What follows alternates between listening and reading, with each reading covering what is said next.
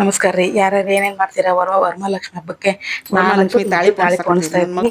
ಯಾರಾದ್ರೂ ತಾಳಿ ಪೋಣಿಸೋದಿದ್ರೆ ಇಷ್ಟು ಈಸಿಯಾಗಿ ಇಷ್ಟು ಸುಲಭವಾಗಿ ಅಂತೀವಿ, ನೀವೇನ ತಾಳಿ ಪೋಣಿಸೋದನ್ನ ಎಲ್ಲೂ ನೋಡಿರೋದಿಲ್ಲ ನೀವು. ನಮ್ಮ ಉತ್ತರ ಕರ್ನಾಟಕದ ಮಂದಿ ಅಂತ ತುಂಬಾ ಈಸಿಯಾಗಿ ಪೋಣಿಸ್ತಾರೆ.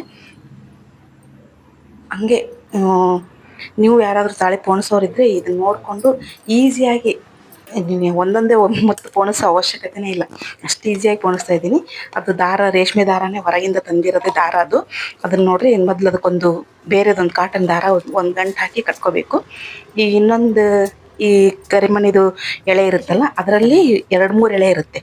ಅದ್ರ ಒಂದು ಎಳೆ ಮಾತ್ರ ಬಿಚ್ಕೊಂಡು ಈ ಕಾಟನ್ ದಾರಕ್ಕೆ ಕೆಚ್ಚಿಟ್ಕೋಬೇಕು. ಅದು ನಮ್ಮ ನೇಕಾರ ಮಂದಿ, ನಾವು ನೇಕಾರ ಮಂದಿಯೊಳಗೆ ಕೆಚ್ಚಿಡೋದು ಅಂತ ಹೇಳ್ತೀವಿ ನಾವು. ಒಂದು ಸೀರೆ ಕಟ್ ಮಾಡಿಂದೆ ಇನ್ನೊಂದು ಸೀರೆ ಜಾಯಿಂಟ್ ಮಾಡುವಂಥದ್ದನ್ನೇ ಕೆಚ್ಚಿಡೋದು ಅಂತ ಹೇಳ್ತೀವಿ ನಾವು. ಇದು ನೋಡಿ, ಈಗೂ ಹಾಗೆ ಈಗ ಎರಡು ಎಳೆ ಒಳಗಿಂದ ಒಂದು ದಾರ ಪೋಣಿಸ್ಕೊಂಡು ಈ ಥರ, ಯಾಕಂದರೆ ಇದು ತಾಳಿ ಮಾತ್ರ 2 ಎಳೆಯಲ್ಲಿ ಬರಬೇಕಲ್ಲ, ಹಾಗಾಗಿ ಈ ಥರ ಪೋಣಿಸ್ಕೊತಾ ಇದ್ದೀನಿ ನಾನು. ನೋಡಿ, ನೀವು ಕಷ್ಟಪಡೋದೇ ಬೇಡ, ಇಷ್ಟು ಸುಲಭವಾಗಿ ಪೋಣಿಸ್ಕೊಂಬಿಡ್ಬೋದು.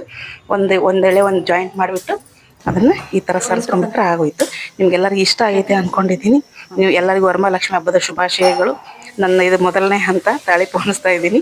ಇದ್ಮೇಲೆ ಎಲ್ಲ ಶುರು ಮಾಡ್ಕೋಬೇಕು. ಅದೊಂದು ಉತ್ತರ ಕರ್ನಾಟಕದವ್ರಿಗೆ ದೀಪಾವಳಿನೇ ಮೇನು. ಇದು ಸಿಂಪಲ್ ಆಗಿ ಮಾಡ್ತೀವಿ ನಾವು. ತಾಳಿ ಒಂದು ಪೋಣಿಸಿಟ್ಕೊಂಡಿದ್ದೀನಿ ನಾನು.